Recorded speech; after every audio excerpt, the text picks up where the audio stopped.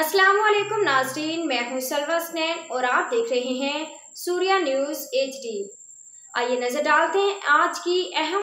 Town chairman हाजी नवाज अली इब्राही और all Pakistan marble industry association chairman south zone राहत शाह से मुलाकात। टैक्स रिकवरी में बेहतरी और बाहमी ताउन के फ़रोग पर इत्तफाक।